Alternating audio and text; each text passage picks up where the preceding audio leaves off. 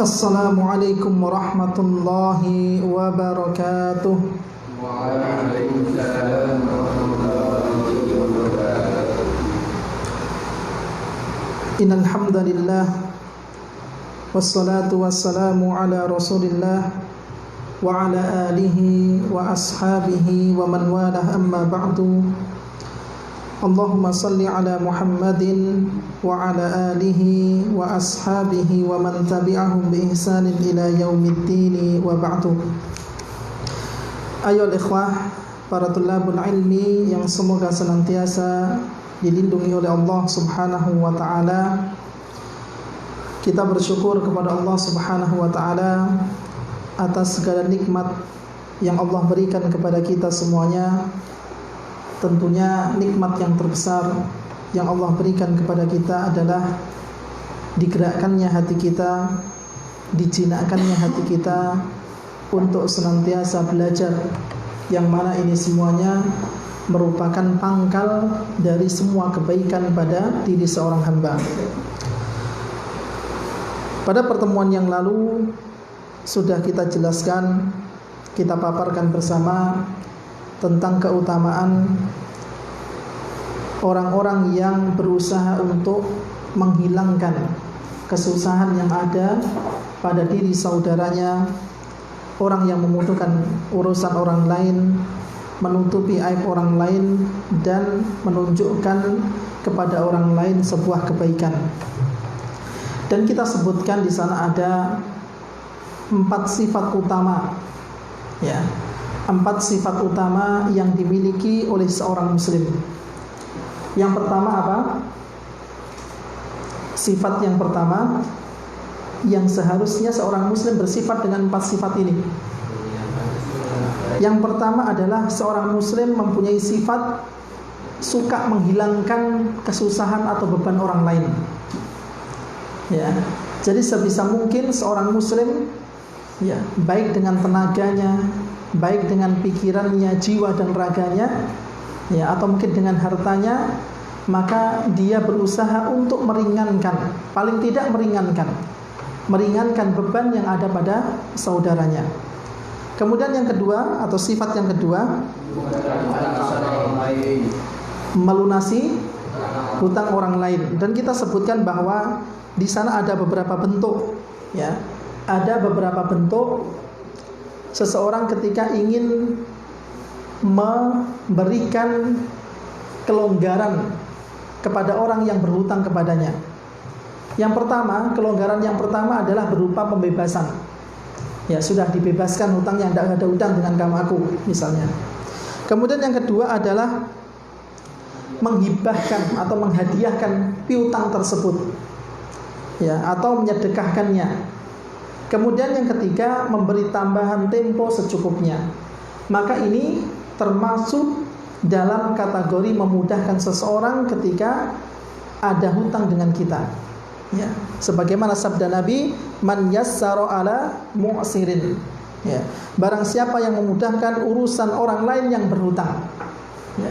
Jadi bisa berupa menyedekahkannya, atau membebaskannya, atau menghadiahkannya, atau memberikan tempo yang agak sedikit longgar, ya.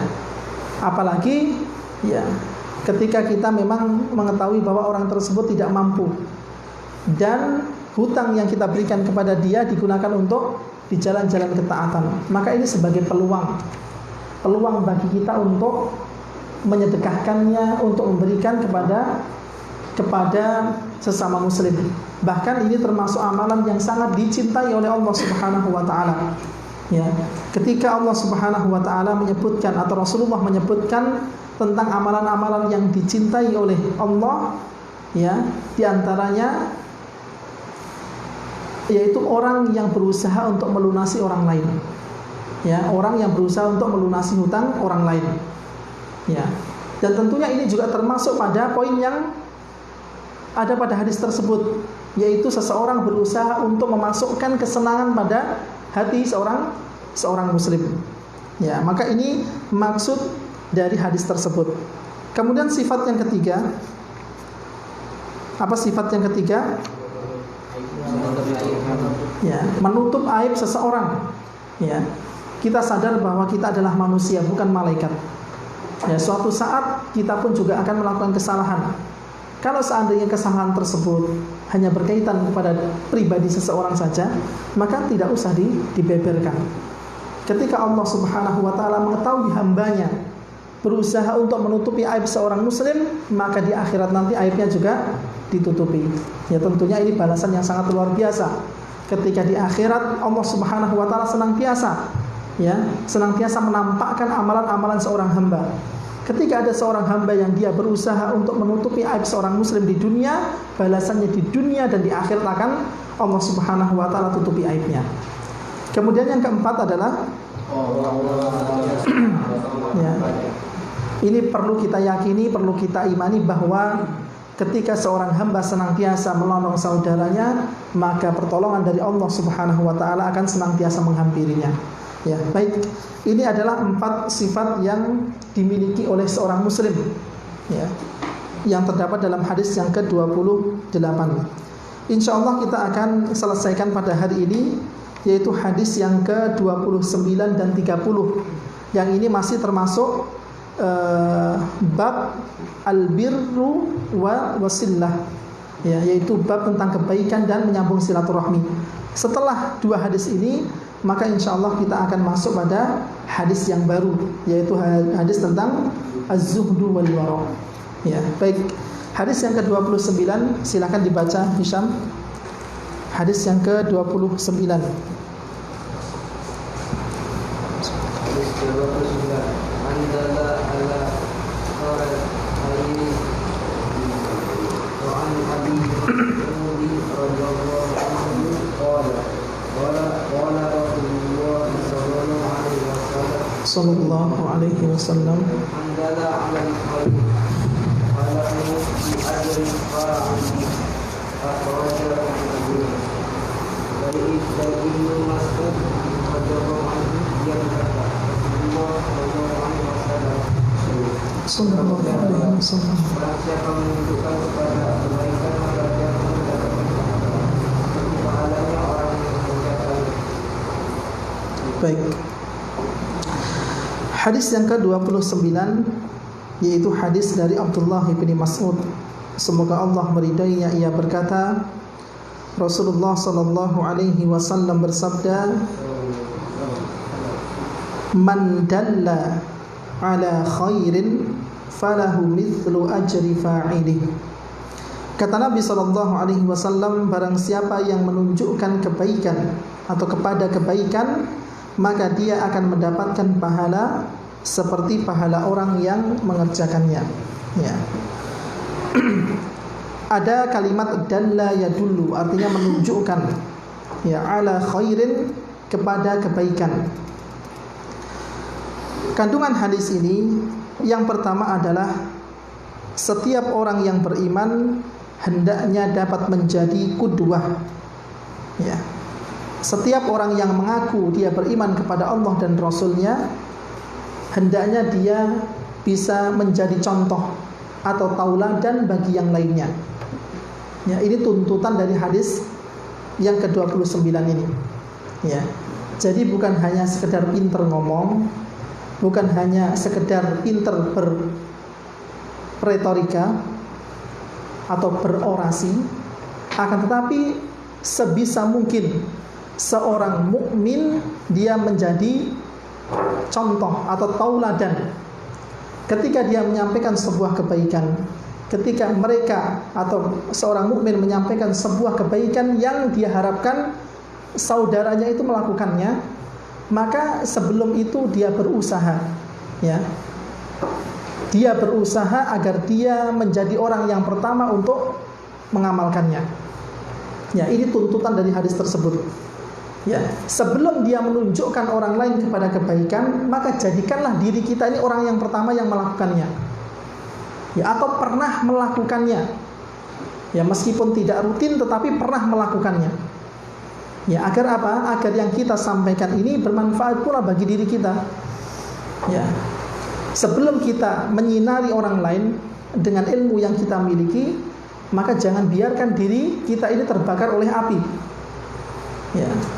Makanya Nabi SAW mengatakan dalam sebuah hadis, "Matsalul 'alimil ladzi yu'allimun nasal khaira kamatsalis siraj." Orang yang alim, yang berilmu, yang mengajarkan kepada manusia kebaikan, kemudian dia wayan sanafsahu, kemudian dia melupakan dirinya. Artinya lupa tentang kebaikan yang pernah diajarkan kepada orang lain. Ya. Dia pintar mengajarkan kebaikan kepada orang lain, tetapi lupa bahwa dirinya ini juga berhak untuk melakukan kebaikan tersebut.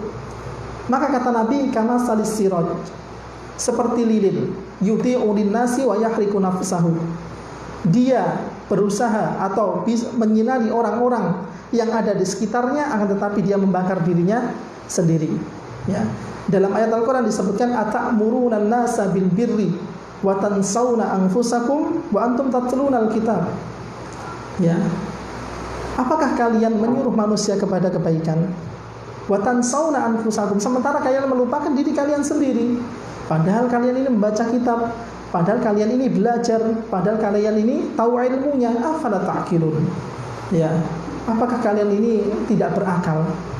Ya, kalau tidak berakal berarti gila, gitu loh ya. Kalau nggak berakal berarti gila. Ya, maka sebisa mungkin ya seorang mukmin sebisa mungkin dia menjadi tauladan. Begitu juga dengan antum nanti ketika menjadi guru, ketika menjadi ustadz, ya. Maka sesuaikanlah apa yang antum ucapkan dengan amal perbuatan antum. Ya, meskipun ketika kita mengajarkan kebaikan ya tidak harus nunggu diri kita baik terlebih dahulu, tidak. Tentunya seorang mukmin ya pasti ada kekurangan. Ya, tetapi terkadang kebaikan itu harus kita sampaikan meskipun kebaikan tersebut belum kita lakukan. Ya, tetapi berusaha. Ya, masing-masing dari kita berusaha agar kita ya pernah ya paling tidak pernah melakukan kebaikan yang kita sampaikan kepada orang lain. Ya.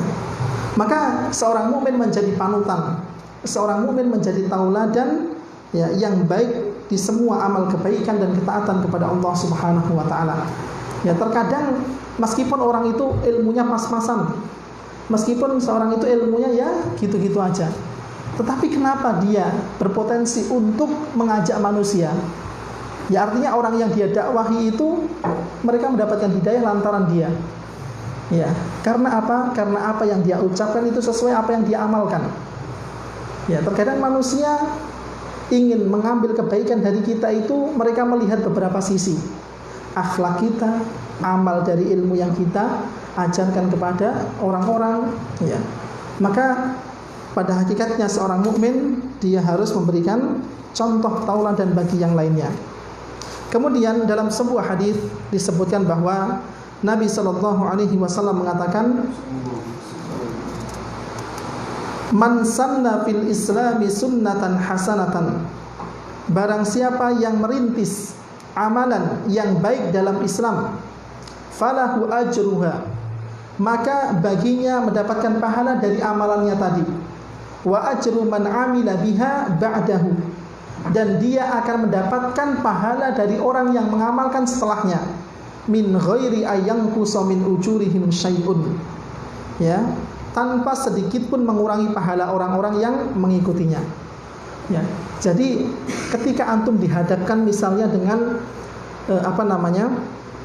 pahala, maka antum pilih pahala meskipun saya ini sudah tiada, tetapi pahalanya itu terus mengalir, tinimbang atau dibandingkan dengan pahala ketika saya ini sudah tiada, pahala itu sudah mandek, nggak mengalir lagi. Ya, maka di sana ada buku yang bagus ya, buku kecil ya, buku saku, nggak terlalu, mungkin ya bukunya seukuran buku yang antum pegang itu, yang berjudul Utruk Atharon Qabla Rahim, ya, yang dikarang oleh Syekh Muhammad Shalih Al-Munajjid. Ya, beliau mempunyai buku kecil, buku saku yang berjudul Utruk Atharon Qabla Rahim. Ya, tinggalkanlah kenangan sebelum kalian pergi. Yang mana pada inti dari buku tersebut agar pahala terus mengalir meskipun hidup telah berakhir. Ya. Jadi beliau menyebutkan ada dua pahala ya. Ada dua pahala yang akan datang atau kita dapatkan. Yang pertama adalah pahala yang kalau seandainya ini berkaitan tentang diri kita. Kalau diri kita ini masih ada, maka pahala itu mengalir. Tetapi kalau diri kita udah nggak ada, pahala itu udah stop. Kemudian ada model pahala yang muta'addi, dia terus mengalir. Meskipun kita sudah tiada, tetapi pahala itu terus mengalir. Makanya seorang mukmin kalau seandainya diberikan dua pilihan seperti ini, antum milih yang mana? Ya, meskipun hidup telah berakhir, tetapi pahala tetap mengalir. Ya, kalau misalnya sholat yang kita kerjakan, sholat sunnah yang kita kerjakan, puasa yang kita kerjakan, ini kan pahalanya itu kita akan dapatkan selama kita masih hidup. Benar apa tidak? Ya. Kalau kita sudah meninggal, ya sudah, selesai amalan kita, terputuslah amalan itu. Tetapi kalau seandainya ada orang yang mengajarkan kebaikan kepada orang lain, mengajarkan ilmu, ya baik ilmu fikih, ilmu Quran, ilmu tafsir, ilmu dan lain sebagainya. Kemudian ada orang yang paham dengan apa yang kita ajarkan. Hisham, perhatikan sini Hisham. Ya, perhatikan sini. Ini penting. Ya, kita ini nggak tahu kapan kita dipanggil Allah Subhanahu Wa Taala. Ya, bisa besok lusa, atau mungkin bisa bertahun, ya beberapa tahun yang akan datang. Tetapi pilihlah pahala yang kalau seandainya diri kita tuh tidak ada, pahalanya tetap mengalir. Ya, makanya disebutkan dalam sebuah hadis, ya, idza matal insanu in qata'a amaluhu illa min thalathin, illa min shadaqatin jariyatin, aw ilmin yuntafa'u bih, aw waladin shalihin yad'u lah. Apabila manusia itu meninggal dunia atau Bani Adam itu meninggal dunia, maka in qata'a amaluhu, terputus semua amal-amalnya. Artinya keran-keran pahala itu sudah nggak ngalir lagi, kecuali 3. Ya, yang pertama apa? Sedekah jariyah. Sedekah jariyah itu berupa tanah wakaf, ya, atau mungkin yang lainnya, yang mana ketika kita bersedekah itu kaum muslimin menikmatinya. Kaum muslimin yang lainnya mengambil manfaat dari apa yang kita wakafkan tersebut. Nah ini kalau seandainya kita sudah berkalang tanah, artinya mati, ya, maka pahalanya terus mengalir. Ya, pahalanya terus akan mengalir. Kemudian ilmin yuntafa'u bihi, ilmu yang bermanfaat. Ya, misalnya antum mengajarkan kebaikan, ternyata orang ini nanti setelah kita tiada, dia ajarkan kepada yang lainnya, maka ini keran-keran pahala yang tidak akan pernah terputus. Wa waladin shalihin yad'ulah, atau anak yang saleh yang mendoakan. Ya, anak yang saleh yang mendoakan itu bukan musiman. Ya, baru ketika orang tuanya tiada, dia berproses menjadi orang yang saleh, tidak.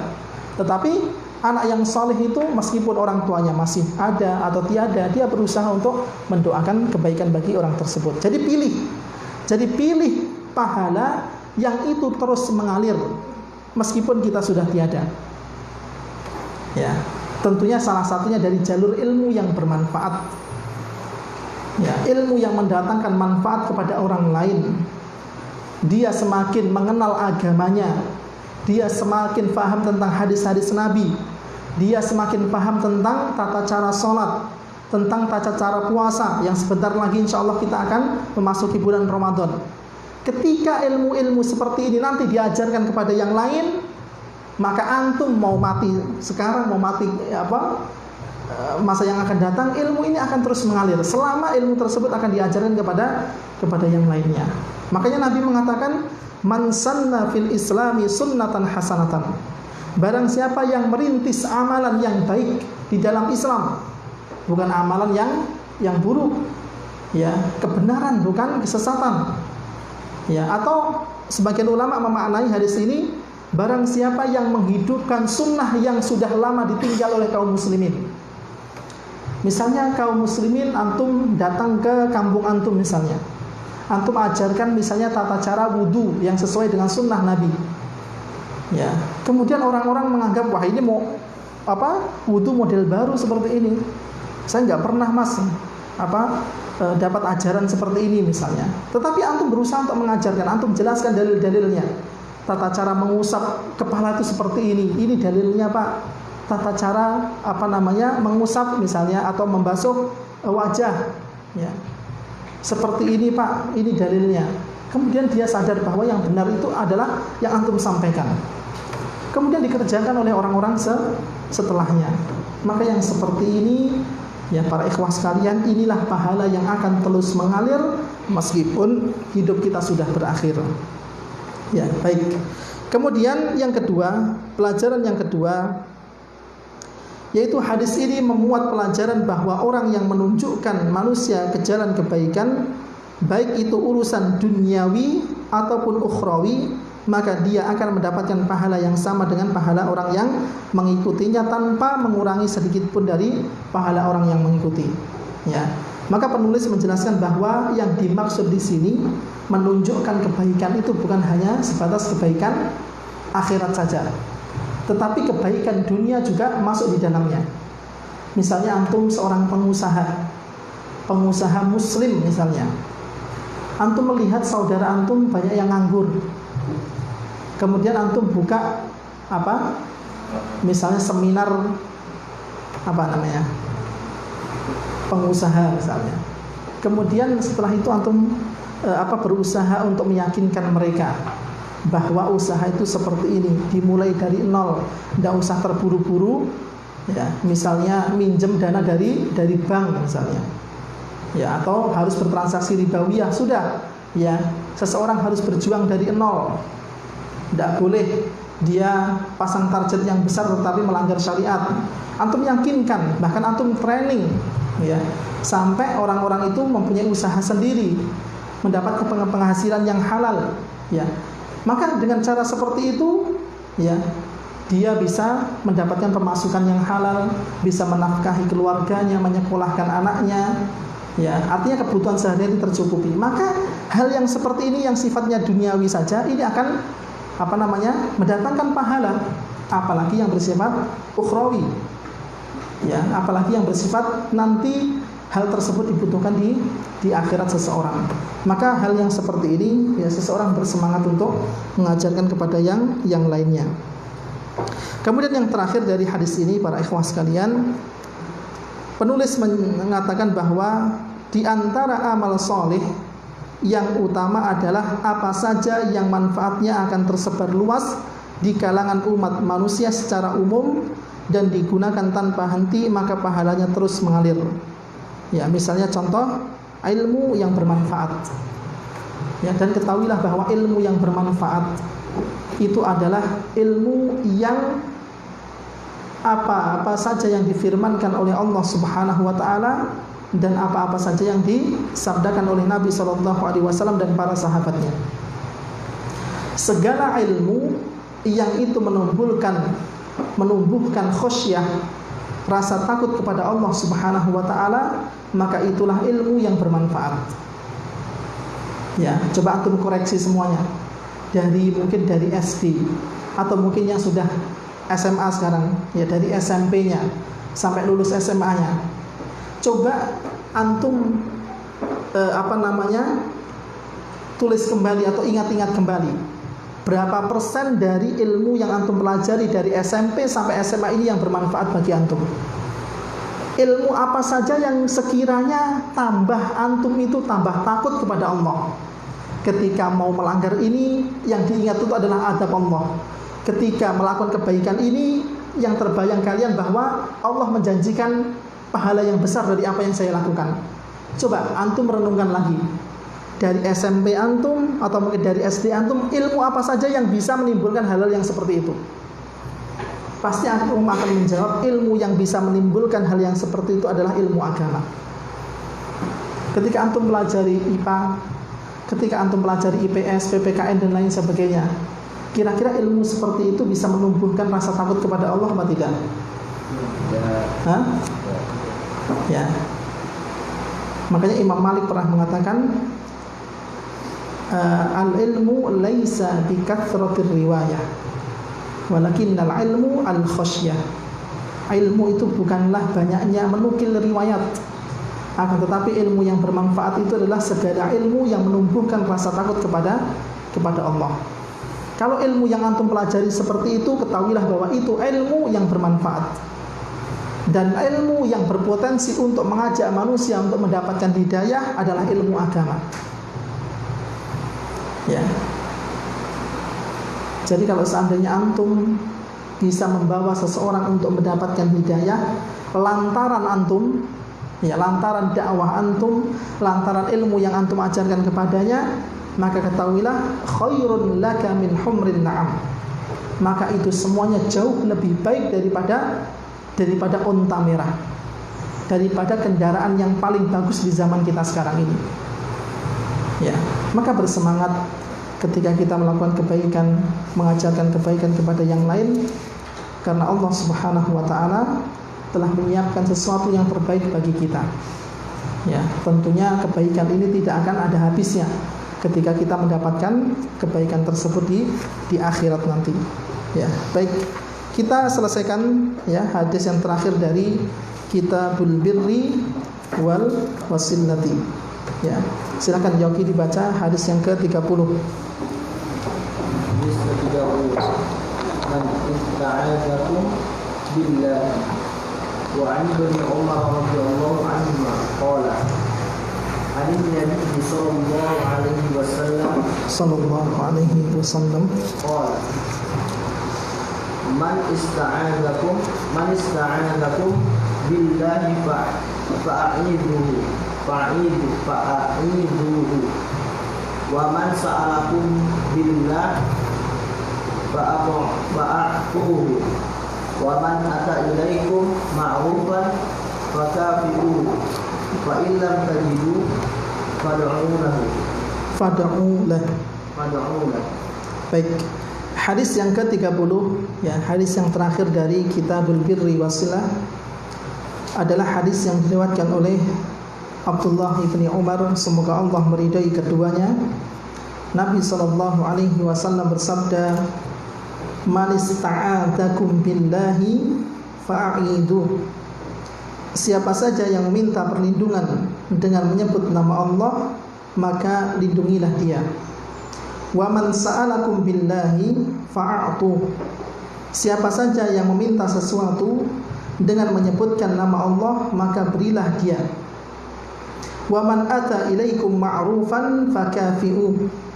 Siapa saja yang pernah berbuat kebaikan kepada kalian, maka balaslah dia. Fa in lam tajidu fad'ulah. Jika kalian tidak mampu membalas kebaikan tersebut, cukuplah dengan mendoakannya. Ya, hadis ini diriwayatkan oleh Imam Al-Baihaqi, Imam Abu Dawud dan Nasa'i dalam kitab-kitab beliau. Ya, baik. Kita masuk pada pembahasan tentang derajat hadis ini. Ya. Jadi derajat hadis ini masih diperselisihkan. Ya, sebagaimana yang dikatakan oleh Ibnu Hibban dan Al-Hakim serta disepakati oleh Imam Ad-Dahabi, ya, bahwasanya hadis ini adalah hadis yang sahih. Kemudian ada yang menilai hadis ini adalah hadis yang hasan gharib. Ya, hadis hasan namun gharib, sebagaimana yang disampaikan oleh Imam At-Tirmidzi. Adapun Imam At-Tabrani, beliau mengatakan bahwa sanad para perawi hadis ini sahih, ya, kecuali gurunya. Ya, ala kulli hal, ada yang mengatakan hadis ini adalah sahih atau hadis ini adalah hasan. Ya, maka dari derajat hadis ini, maka hadis ini bisa dijadikan dalil. Ya, bisa kita jadikan dasar dalam sebuah amal. Dalam hadis ini dikatakan bahwa Nabi SAW mengatakan, "Man ista'adakum billah." Ya, atau kalimat ista'adakum billah artinya adalah seseorang meminta perlindungan dan penjagaan dengan wasilah menyebut nama Allah, yang biasanya nama Allah digunakan untuk bersumpah. Ya, misalnya a'udzubillah, ya wallahi. Ya, maka dengan hal-hal yang semacam ini, lafaz Allah Subhanahu wa taala bisa dijadikan sumpah. Kemudian kata Nabi, fa'aidu. hendaknya dia perlindungan, berilah dia perlindungan, ya, sebagai ungkapan ta'zim kepada zat Allah yang dengan namanya dia bersumpah. Ya, artinya sebagai pengagungan kepada orang tersebut, maka kita pun wajib untuk melindungi, karena pada hakikatnya dia meminta kepada zat yang memang zat tersebut mampu untuk melindungi makhluknya. Kemudian ada lafaz ma'rufan. Ma'ruf artinya kebaikan. Bahkan ini mencakup semua jenis kebaikan, ya, baik duniawinya maupun akhiratnya. Kata Nabi, fakafi'u. Ya, fakafi'uhu artinya balaslah yang semisal atau kebaikan yang lebih baik daripada itu. Ya. Jadi ini semacam bentuk terima kasih kita kepada orang lain. Ya, sebagaimana sabda Nabi, man la yashkurun nas la yashkurullah man la yashkurin nas. Ya, seseorang itu tidak dikatakan dia bersyukur, berterima kasih kepada Allah Subhanahu wa taala apabila dia tidak berterima kasih kepada manusia. Ya, baik. Kita masuk pada beberapa kandungan hadis ini. Yang pertama adalah hadis ini mengandung 4 sikap yang sempurna. Ya, dalam hadis ini mengandung 4 sikap yang sempurna.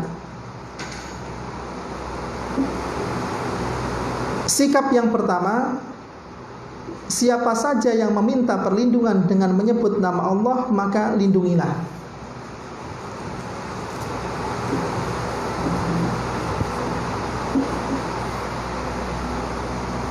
Ya. Jadi ketika ada seseorang yang dia berusaha mencari keamanan atau mencari perlindungan di antara perkara-perkara yang melilitnya dengan menyebut nama Allah Subhanahu wa taala atau dengan sesuatu yang mereka tidak mampu untuk menanggungnya, maka sudah semestinya orang itu kita bantu atau kita lindungi. Ya, ini selaras dengan sabda Nabi sallallahu alaihi wasallam, unsur akhaka zaliman au madluman. Tolonglah saudaramu baik yang zalim maupun yang terzalimi. Kalau yang terzalimi sudah jelas, ya, dia terzalimi, dianiaya oleh orang lain, dirugikan oleh orang lain. Terus bagaimana orang yang zalim yang kita wajib untuk menolongnya pula, yaitu mencegah agar dia tidak melakukan kezaliman. Ya. Apalagi orang tersebut, ya, menghadapi kesulitan dan dia termasuk orang yang beriman, ya, maka sudah semestinya kita lindungi saudara kita. Ya, karena memang itu hak seorang muslim kepada muslim yang lainnya. Kemudian sikap yang kedua, siapa saja yang meminta sesuatu dengan menyebut nama Allah, maka balaslah dia. Maksudnya apa? Ketika seseorang meminta sesuatu dengan menyebut nama Allah, jika dia menguatkan permintaan itu dengan menyebut nama Allah, maka sudah semestinya seorang muslim memenuhi permintaannya tersebut. Ya, misalnya ada orang yang datang ke kita bersumpah dengan nama Allah. Ya, ini berarti menunjukkan akan keseriusan dia. Ya, misalnya dengan wallahi, billahi, tallahi. Ini lafaz-lafaz sumpah, ya. Walladzi nafsi biyadi, misalnya seperti itu. Maka ketika ada orang yang seperti itu, ya, dia sudah bersumpah atas nama Allah, ya, maka sudah semestinya kita penuhi, sebisa mungkin kita penuhi permintaannya. Berarti orang ini tidak main-main. Berarti orang ini tidak bohong dengan apa yang dia ucapkan. Ya, demi Allah Mas, keluarga saya hari ini belum makan meskipun hanya sesuap nasi. Demi Allah Mas, tidak ada lagi uang yang bisa saya bayarkan untuk tagihan listrik misalnya. Demi Allah Mas, saya itu tidak punya apa-apa di rumah. Maka dalam hal yang seperti ini, ketika dia bersumpah menatasnamakan Allah, maka sudah semestinya kita beri. Meskipun orang itu nanti mau berbohong, meskipun orang itu tidak sesuai apa yang dia ucapkan, itu urusan lain. Ya. Ketika mereka sudah membarengi, ya, perkataannya dengan mengucapkan sumpah atas nama Allah, ya, maka seorang muslim berusaha untuk memenuhinya. Ini sikap yang kedua. Kemudian sikap yang ketiga, siapa saja yang pernah berbuat kebaikan kepada kita, maka balaslah. Apa maksud dari hadis ini? Artinya janganlah engkau biarkan seseorang berbuat baik kepadamu sementara engkau tidak pernah membalasnya. Ya. Jadi ketika ada seseorang yang berbuat baik kepada kita, ya paling tidaklah kita ada balas budi, balas jasa kepada orang tersebut. Dan ketahuilah ketika kita melakukan kebaikan kepada orang lain, maka itu sebagai bentuk terima kasih kita. Ya, sebagai bentuk terima kasih kita. Apalagi kalau seandainya orang tersebut tanpa diminta dia pernah berbuat baik kepada kita. Ya, artinya dia berbuat baik begitu saja, tanpa ada permintaan, tanpa ada misalnya kebutuhan yang sangat mendesak ketika itu. Ya, maka ketika ada orang lain yang terus-menerus berbuat baik dengan kita, ya kita jangan cuek. Ya, kita jangan acuh tak acuh, berusaha untuk mengimbangi kebaikan yang pernah dia lakukan kepada kita. Ya. Kemudian yang keempat, yaitu jika kalian tidak mampu membalasnya, maka doakanlah. Ya. Karena doa untuknya adalah ucapan jazakumullahu khairan, semoga Allah membalas kebaikanmu dengan yang lebih baik. Ya. Jadi kalau seandainya memang kita tidak bisa, wah ini mas ini terlalu baik, kalau ngasih kepada kita tidak tanpa perhitungan. Ketika kita memang tidak bisa membalasnya, maka ucapkanlah kepada orang tersebut, ya, jazakumullahu khairan, atau mungkin dengan lafaz bahasa Indonesia. Mas, saya doakan mudah-mudahan ya urusan jenengan bisa menemui jalan keluarnya. Mas, saya doakan mudah-mudahan Allah memberkahi harta dan keluarga jenengan. Misalnya seperti itu. Ya, misalnya ada orang yang memberikan zakat kepada kita misalnya, atau sedekah kepada kita. Ya, makanya dalam Al-Qur'an disebutkan, ya, wa shalli alaihim inna salataka sakanun lahum. Ya, dalam ayat yang membahas tentang zakat, ya, khudh min amwalihim shadaqatan tutahhiruhum wa tuzakkihim biha wa shalli alaihim inna salataka sakanun lahum. Ya. Ketika Allah Subhanahu wa taala memerintahkan ambillah zakat dari sebagian harta mereka, tutahhiruhum, yang membersihkan dan mensucikan mereka. Kemudian Allah menyebutkan bagi orang yang menerima zakat, washolli alaihim, dan doakanlah mereka, karena sesungguhnya doamu adalah ketentraman bagi mereka. Ya, orang itu kalau seandainya memberikan kepada kita sesuatu yang kita butuhkan, kemudian kita membalas dengan doa misalnya, wah itu sudah cukup menyejukkan hati orang yang memberikan sesuatu tersebut. Ya. Misalnya siapa? Faik misalnya memberikan, ya mungkin uang jajan kepada temannya. Kemudian temannya mengatakan, Faik, mudah-mudahan Allah memudahkan hafalan Al-Qur'anmu misalnya. Maka ini sesuatu yang menggembirakan, ya, sesuatu yang sangat menyenangkan bagi pemberi bantuan tersebut, ya. Dan inilah yang seharusnya dimiliki, ya, sikap-sikap seperti ini yang seharusnya dimiliki oleh seorang mukmin. Baik para ikhwah rahimani wa rahimakumullah, ya, mungkin ini saja yang bisa kami sampaikan, ya, kurang lebihnya kami mohon maaf. Dari hadis yang ke-29 dan 30, ya, insyaallah kita akan masuk pada hadis yang baru, ya, pada bab yang baru adalah bab zuhdi wal wara', yaitu bab tentang zuhud dan wara', ya. Kita akhiri dengan doa kafaratul majlis. Subhanakallahumma wa bihamdika asyhadu an la ilaha illa anta astaghfiruka wa atubu ilaik. Wassalamualaikum warahmatullahi wabarakatuh.